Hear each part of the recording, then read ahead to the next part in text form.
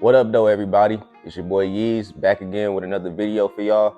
Today I'm going to be talking about the second round of the Eastern Conference playoffs. I'm going to go through each matchup, break them down, talk about the key players in each of them, and also going to be saying who I think is going to win to see who's going to go to the Eastern Conference Finals. But before we get started, y'all already know the drill. Hit that subscribe button below. Make sure you hit that notification bell so you can get notified on all the content that I'm bringing to the channel. Let's talk about these matchups real quick. The first matchup I want to talk about is the 76ers going up against the Boston Celtics. Now, for starters, I love this matchup a lot because these teams are division rivals. They play each other a lot throughout the season. They played 4 times this year in the regular season. The Celtics won 3 times and the 76ers won once. I'll also say this. The Celtics cannot have the same struggles that they had against the Hawks against the 76ers because the 76ers are a much better team than the Hawks, and they'll be able to take advantage of those mistakes. I feel like Jason Tatum and Joel Embiid are also going to be going at each other a lot in this series. Joel Embiid obviously is the favorite to win MVP, so he'll have something to prove in this series with that alone. And I feel like he has a chip on his shoulder because the 76ers, for some reason, can never really get over that hump. They might get to the semifinals, might get to the conference finals, but they can never move past that over the past few years. So I feel like the 76ers are going to come out pretty hungry and ready for this matchup as a whole. A key component in this matchup, in my eyes, is on the side of the 76ers, and I'm going to roll with Tyrese Maxey here. And I say that because I feel like for the 76ers to have a chance to actually win this series, Tyrese Maxey has to go out and put up at least 20 points a game. Tyrese Maxey can shoot the ball, he can create his own shot.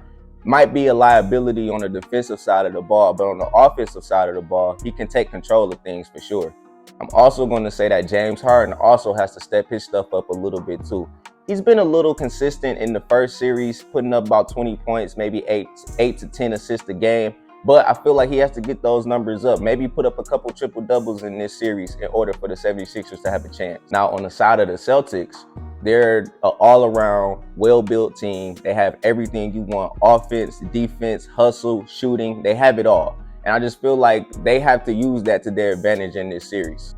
Jason Tatum and Jaylen Brown have to come out and keep doing everything that they've been doing throughout these playoffs. They have to keep scoring the ball, keep playing both sides of the floor. Jason Tatum has to shoot the ball a little better from 3, but I don't feel like it'll be a major factor in this series because I feel like when he struggles, Jaylen Brown picks up the slack, and really the Celtics team as a whole picks up the slack when Jason Tatum struggles. I really see this series being fun, exciting, possibly a 6-7 game series, and I'm going to roll with the Celtics here. I feel like the Celtics are just a better all-around team. They don't struggle as much with certain things like the 76ers do. Like when the 76ers miss shots and, allowing the other team to score, it can get really bad for the 76ers. And I feel like there might be a couple games in this series where that's going to happen. So I'm going to roll with the Celtics here to win possibly a 6-7 game series. But the Celtics are going to the Eastern Conference Finals in my eyes. Now let's talk about the next matchup in the Eastern Conference in the second round.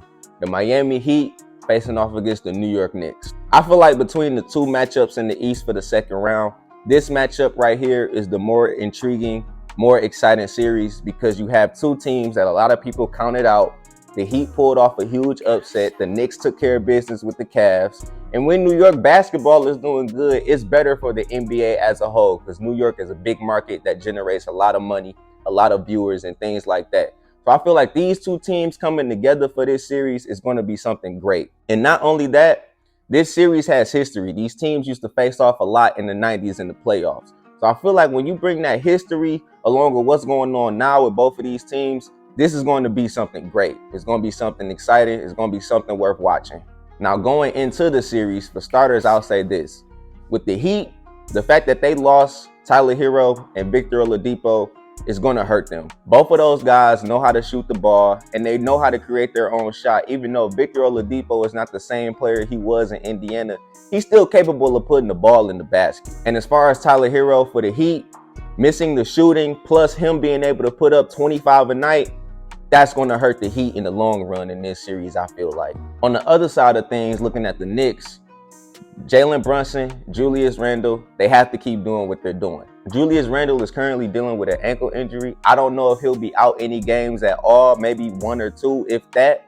But if that is the case, Jalen Brunson is going to have to pick up the slack and lead the team, along with RJ Barrett, Quentin Grimes, and a few other Knicks role players that are going to have to step their stuff up if Julius Randle is out for a couple games. On the coaching side of things, I love Eric Spoelstra. I love Tom Thibodeau. For Tom Thibodeau, he has a history with Jimmy Butler. He coached him in Chicago and in Minnesota. He knows how Jimmy plays inside and out, and I'm pretty sure his game plan is going to be simply just stop Jimmy Butler and make him have to trust his teammates. As far as Eric Spoelstra of the Heat, I feel like his game plan going into this series will be to make sure that they rebound the basketball. If the Heat are rebounding the basketball at a high rate and getting the ball out and able to run the floor and score the ball, that's going to give the Heat a great chance to be able to win this series. For me, in this series as a whole, the X factor in this series is going to have to be RJ Barrett. I feel like RJ Barrett is a great player. He can score the ball. He can play some pretty good defense as well. But I feel like for him, he's going to have to go out there and really take on a tenacious role for the Knicks if they want to win this series. We know Julius Randle and Jalen Brunson, they're going to get theirs. Julius Randle is probably going to put up a double-double. Jalen Brunson is probably going to drop 25 with about 6-7 assists. But for me, RJ Barrett is going to have to go out there and probably give you at least 20 a night in order for the Knicks to win this series. Now, as far as my pick for this series, I see this series definitely going 6 or 7 games. Most definitely. Reason being is because, like I said, the history behind this series, the Heat are playing some great basketball right now. They are balling out right now. The Knicks are balling out as well. But for the Heat, it's so surprising to see them play like this because they are the 8th seed. And I feel like with that, that's going to cause this series to possibly go 6 or 7 games. But I'm going to roll with the Knicks here in this series. Give me the Knicks in 6 or 7 games to face off against the Celtics in the Eastern Conference Finals to see who's going to represent the East in the finals. And there you have it. So I got the Knicks going up against the Celtics in the Eastern Conference Finals this season.